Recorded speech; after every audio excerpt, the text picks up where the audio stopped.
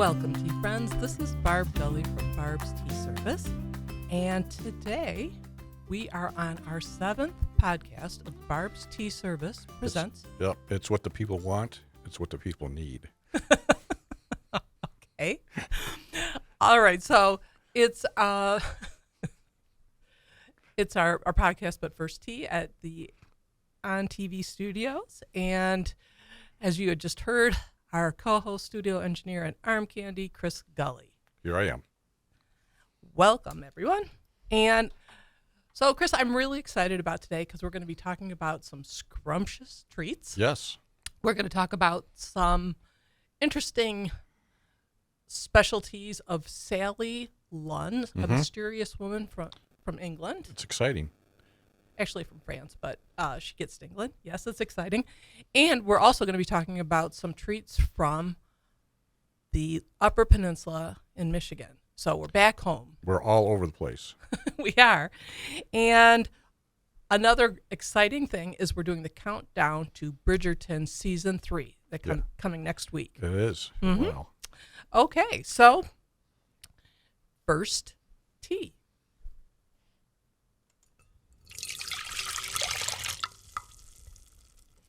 Okay, today I selected Triple Earl Grey, and I'll show this to those who are watching. Mm-hmm. Here we have, this is part of Republic of Tea's Bridgerton series. They Yes. have a whole array of Bridgerton teas, herbal teas, Right. black teas, and I picked this one because, of course, I love Earl Grey. So that's always a treat. But this is Triple Earl Grey to welcome in new season of Bridgerton starting next week. Yes. So what do you think of this tea? And you have your flavor wheel. You know what? I actually have 2 flavor wheels. Mind blown. So just to make sure. So this one here, it spells flavor. I know this new one I have it spells flavor with a U, so Ooh. therefore it's better, because of science. Sure. Okay. But yeah, this is so this one, as you mentioned, is the triple Earl Grey. Earl Grey. Mm-hmm. So this one is definitely has the citrus bergamot, very pronounced. Now Right. I take mine with a bit of milk, Mm-hmm. so it's got the kind of creaminess and citrus notes, a very good mouthfeel to it. Okay, so I know the ingredients because I read the label. Yes. So I know what else is in there besides the traditional bergamot. Okay. Can you detect any of the Oh. others? Okay. You're right on in the citrusy field and fruity field.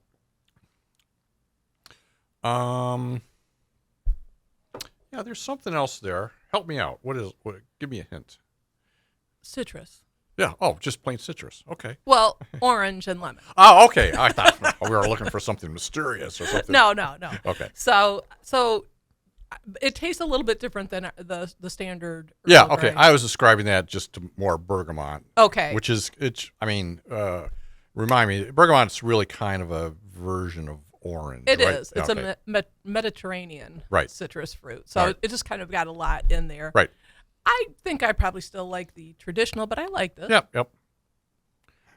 Another interesting thing about this particular tea, so it has Daphne Bridgerton's 3 older brothers. And Yes. I also have 3 older brothers. You do. I think I've met them. Oh, have you? I wondered, had any of them challenged you to a duel?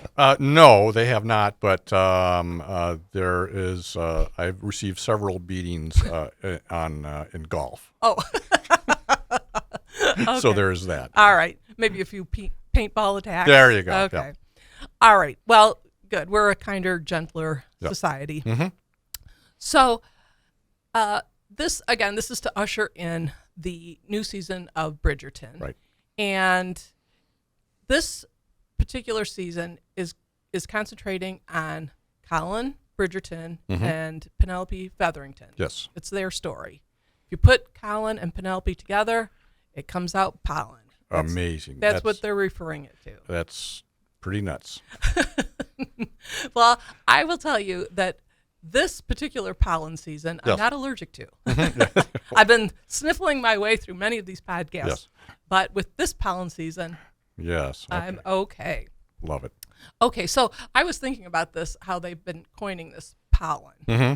And I think that combination started or got popular when Ben Affleck was married to one of the Jennifers, Yes. and they called it Benifer. Yeah. Benifer. So we could do that. Yes, we could. Could we? Could we really? I'm not sure.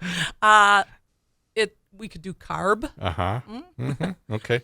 We're trying to eliminate carbs in Yeah, our right. diet. So, and the other one would be bris. Yeah, so no. No. No, Okay. So no. we're just going to be Yeah, unless we change our names to Jennifer and Ben. okay. All right. A little late in the game, but that's Right. okay.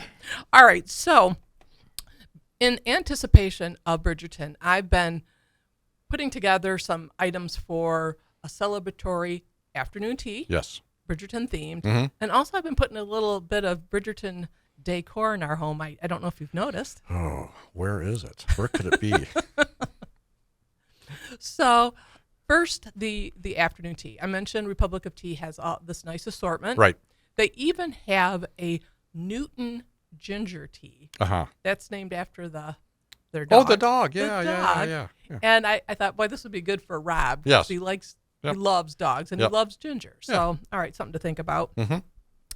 And they also have, so Republic of Tea offers Bridgerton jams and honeys. Right. And another venue Mm-hmm. online or in the store is Williams Sonoma. Yes. And they have a great variety of actually tea cups Yeah. and linens in the Bridgerton theme, Right. which I'm really fond of, Mm-hmm. if anyone needs to know that. Okay. Wow. I think a hint was just dropped. I think it was. But they also have they have different food items. The scone mix. Yes. They had a Bridgerton scone mix, Uh-huh. which we made yesterday. Right. What'd you think of that? That was, it was good. I mean, as I've mentioned before, scones are basically a clotted cream and jam or some other preserve delivery system. And I think that, lemon curd. That's right. I forgot about that. So I think it served admirably well for that. Good. Okay. And I think I thought it was pretty good from a mix. Yeah. But we didn't have enough of the heavy cream that it required. Right. So, So- we cheated a little bit, and we had some half and half, which has a bit To more top it cream. off. Top it off. It was fine. It was fine. So it would be nice to try it out. So Yeah. I can't give 100% because we didn't follow the We directions. never follow the directions. Yeah, what is that? Okay. They also, Williams Sonoma has what I think would be really fun Mhm. for people who are anticipating the Bridgerton season 3 next week, Right. is a countdown calendar, Mhm. 8 days. So kind of like the Christmas Advent calendar. Mhm. And every day there's something behind the window. Yes. And you poke it out and you get something special treat. Mhm. So they have that. And I'm on YouTube. If you go to Barb's Tea Service, you'll see there's a video where I'm actually demonstrating that fun calendar. Yes. I got mine a long time ago, so those treats are long gone. But anyway, another thing about Bridgerton is, and of course, I think you outed us on our first podcast. I did. Yes. About our great achievements in the Bridgerton trivia contest, Yes, I did. and that was in Bath, England. It was. Last fall, Mhm. we did a tour of the Bridgerton sites. It was It was a walking tour. Yes, and that's where they did a lot of the filming because Bath is a very good substitute for Yeah. Regency London. right. So, what did you think of our surly guide? Well, he was great. So we were talking about this the other day, and so I want to give he'll probably never hear about this, but our guide was Paul Elliott. I mean, he was an older, probably my age, I think, and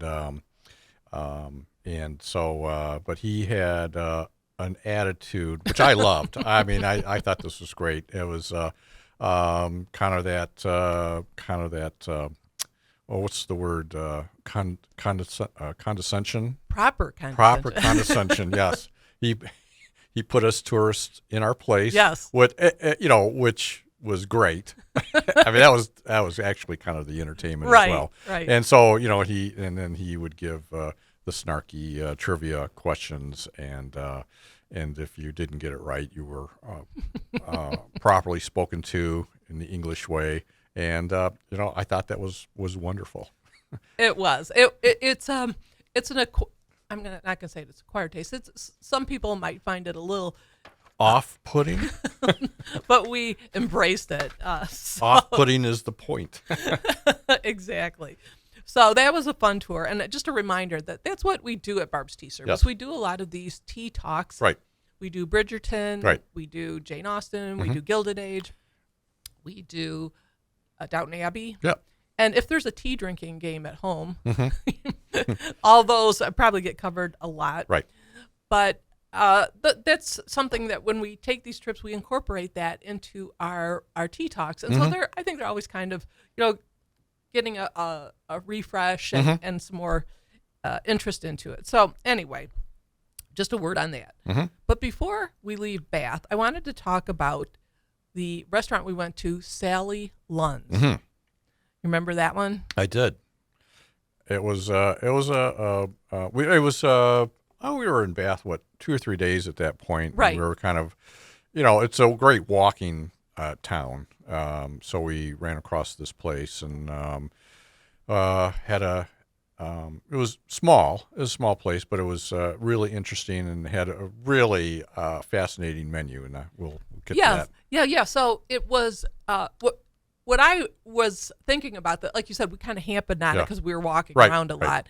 This wasn't on our list of things to do. We had Jane Austen and Bridgerton, enough to fill the calendar. That's right. But when we were walking home, we saw this, Sally Lunn's, and it's the oldest building in Bath. Yes. 14. And it looks, it looks out of place because it's very, I don't know what the word is. Tudor. Yes, in this Georgian architecture town. Yeah. So, yes, this is 1482.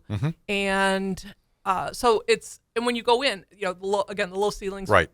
Anyone that's your height is going to have a little trouble. I still have a few scars on a tie. If there was a low beam in any building, there was a resounding thwack. Right. So it's intimate. It's cozy. You got to duck a little bit here and there. But this was when we happened on it. We went in there for dinner. Right.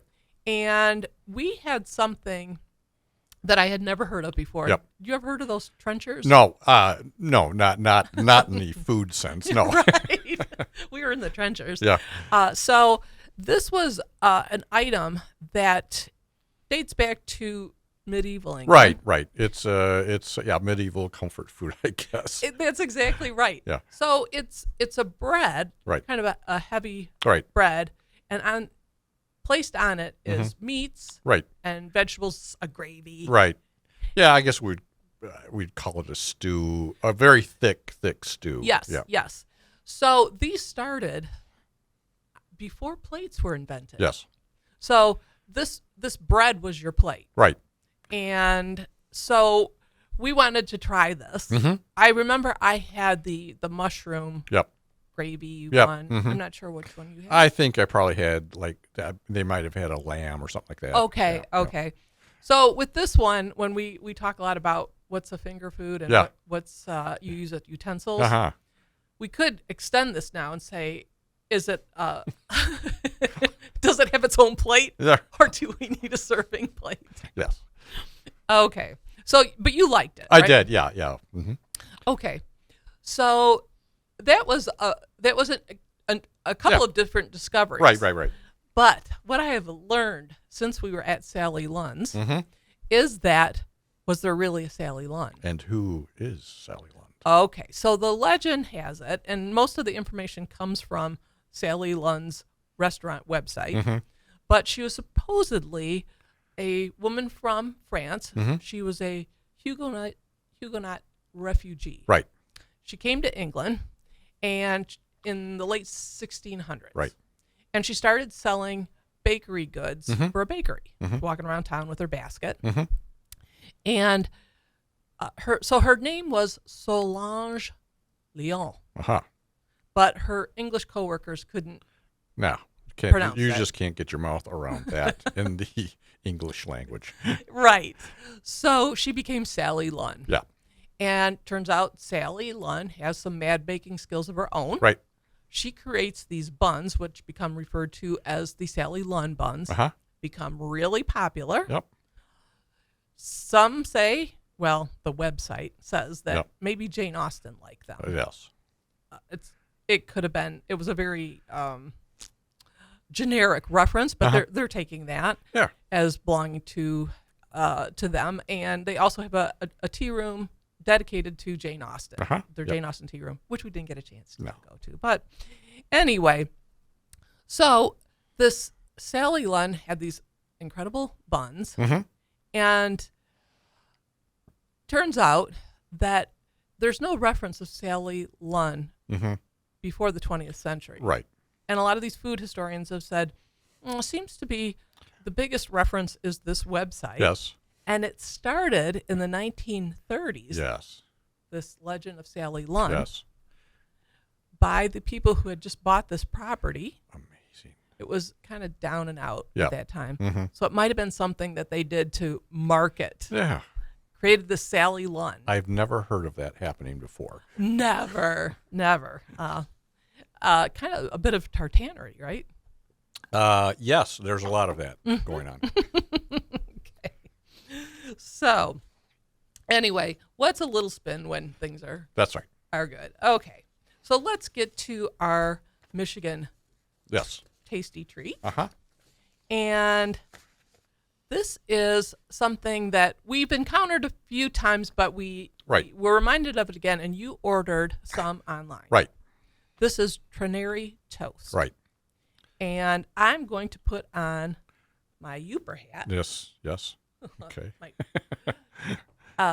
Because it's from the UP. Right. And And you have Upper Peninsula roots. I do. So my dad is from the Upper Peninsula. Right. That was where he was born, in a little town called Baraga. Uh-huh. And it's in between Marquette. Most people know Marquette and Houghton. Right. It's on the Keweenaw Bay. It's beautiful. Right. But it's Yeah. it's not for the faint of heart. Yeah. In the winter. No, it's not. I think the big industry is the prison. It is. And you know what? I remember we went on our honeymoon. We took a drive Right. up to the Upper Peninsula. Yes. And when we were going, after we got off the Mackinac Bridge, I remember you saying, there's a lot of trees, pine trees. That's right. That's pretty much what you see. That's right. Yeah. Yeah. That was kind of my first extended sojourn to the Upper Peninsula. That's right. And since then, we've done a lot Yeah, of really right, fun right. ones. But so this Trenary toast comes from a small town in the UP. Right. And has this their trademark, Mm-hmm. nothing Yeah. Fancy. pretentious No, about this. no. It's a bag, like Right. lunch bag. Mm-hmm.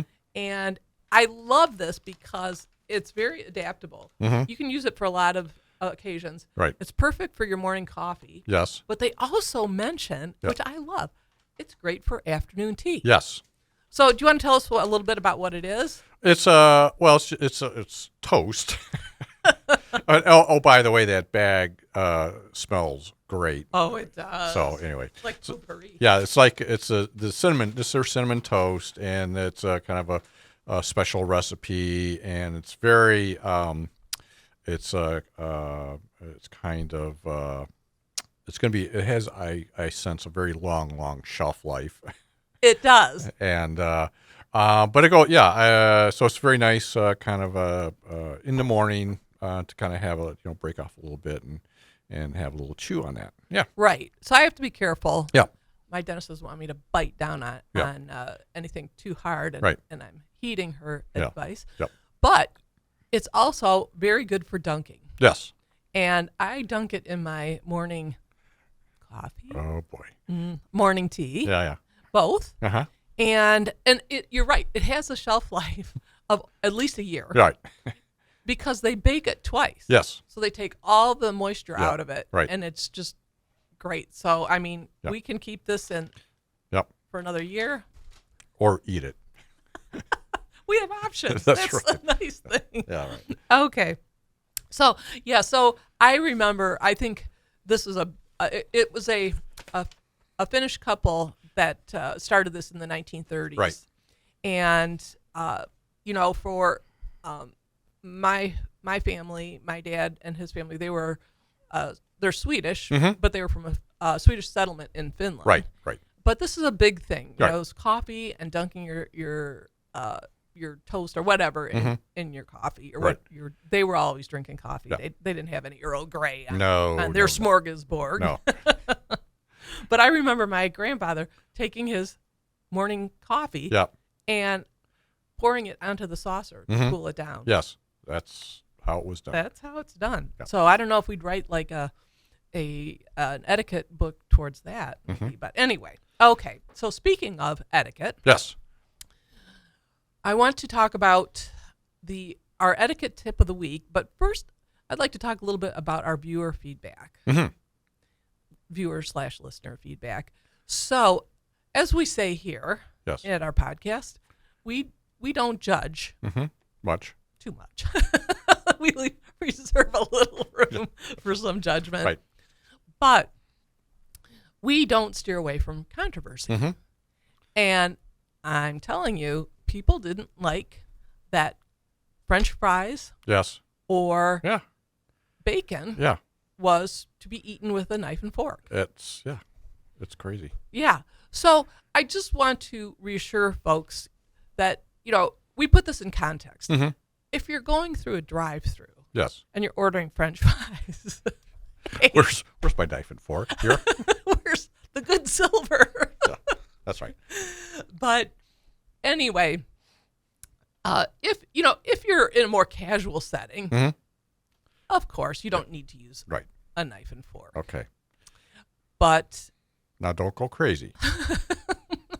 and also for bacon, we did mention that if it's crispy, you can eat it with your fingers. Yeah. But some people said even so. That's well, okay. Yeah. And I think we look at it as when in Rome, Yep. look around. Yes. Follow suit. All right. Be one of the gang. But But don't lower your standards. never. Be true to yourself That's right. and to good etiquette. Okay. So another feedback we got was on how to eat a banana. And we had talked about how most of us, Yep. non-royals, will Peel. peel it back and eat it. Uh-huh. The royals use a knife and fork. Right. But one of our listeners sent us a video Right. of an interesting Yep. way to do Yep. that. Kind of from the other end. You kind of bust the not the cap, but the bottom of the non-hanging part. Right. I'm suddenly at a loss for words. What you call that? You bust that open, and it just kind of just peels out. Naturally, and then Yeah. you've got a little bit more Yeah. to hold on to at Yeah. the bottom. Yeah. So I don't know if that's going to catch on. Well, I mean, I'm not a psychopath, so Yeah, how you approach your banana. Okay. But that brings me to my etiquette tip of the week. yes. And this one, Chris, in your constant look for knowledge, Yes. you mine some really great things. Uh-huh. And you sent me a video of someone who did an etiquette highlights Yeah, reel. mhm, Some yeah. of the things that people question. Right. And one of the topics is one that we cover in our book, and I put that up here again. Yep. Yep. Shameless plug Yep. for our etiquette book. Mhm. And this is where you place your drinks and your bread plate. Yes. Have you ever been at dinner, I guess at someone's house, or at a fancy or Yeah. moderate All right. restaurant, wherever you go, Yeah. and you say, which bread plate is mine? Mm-hmm. Have you ever wondered that? I say that all the time. Do you? Well, no. Okay. Is it a Kobayashi Maru? No, it's just weird. Okay. So sometimes, because it can be a Yep. lot of plates and, Sure. and glasses, and Right. people are like, oh, is that mine? Oh, I don't Yep. want to make a mistake. Yep. Well, here's what you can do. Here's Yep. a little hack. There you go. You take your hands, Mm-hmm. you take your index finger Mm-hmm. of each one, Right. and touch your thumb, Mm-hmm. and you should have, Right. when you look at your Yep. hands, Mm-hmm. you should see on your left hand a B. Mm-hmm. Right. Okay. Mm-hmm. And on the right hand is a D. Mm-hmm. So if you're not sure if that's your bread plate, B, Yep. bread starts with B. Yep. That's where it goes on Nice. the left. Wow. Drinks starts with a D. Yep. That goes on your left. Huh. So that is illustrated in our book. Yes. In case you want to, Buy it. I was going to say, bone up for your next big dinner. Okay. Yes. But that's kind of a nice way to go. Right. For the. Right. Okay. For the where it gets confused. Right. But I will say this: when you're not sure, and someone, but now you know. Mm-hmm. Okay. Mm-hmm. That's on my left, so that's Right. my bread plate. Right. But if someone reaches for that bread plate, Yes. what would you do? I don't know, I think stabbing. Where's your stabbing knife? What side of the Darn. plate? I wasn't ready for that. No, I would probably just. That's a great question. Just the polite thing is say, I think you're uncouth. Oh, I thought you were. I thought you were going down the path of my saying, yes, you are such a gentleman. But etiquette is all about Yes. being competent Yeah. and being Mm-hmm. courteous to others. Yes. So you don't have to say, hey, Yeah. give me that. Right. You took Right, the wrong bread plate. Uh-huh. You could just say, oh, very good. I'll just use this one. Uh-huh. Or do you have Yeah. that one to spare? You don't want to make people feel uncomfortable. No, this is true. Yes. So unless, you have some. Yeah. Unless you have a grudge. Yeah, if you have a grievance, go ahead. Yeah. Grab that. Yeah. No, that's not in the book No. either. Okay. So that's our tip Mm-hmm. for the week. Mm-hmm. And again, stay tuned for Bridgerton. Yes. Pollen season. Can't wait. We don't need the Kleenex. Right. Unless maybe emotional, but Yeah. not Mhm. certainly not for what's in the air. Right. And any parting words, dear? Another great show. Oh, back at you for carb. Ooh, okay. We're signing out, Right. and I think I hear Mm-hmm. There we go. up. That's telling us it's time for a wrap. We want to thank everybody for listening and viewing. Yep. Want to thank On TV and Lake Orion for allowing us to be in the studio. Mm-hmm. Want to thank my co-host, Yep. the C in the carb. There you go. Among other things. Yes.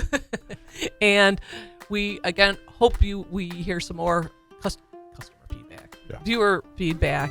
Yep. And as always, we like to say, please stay tuned. Nice. Okay, we're done.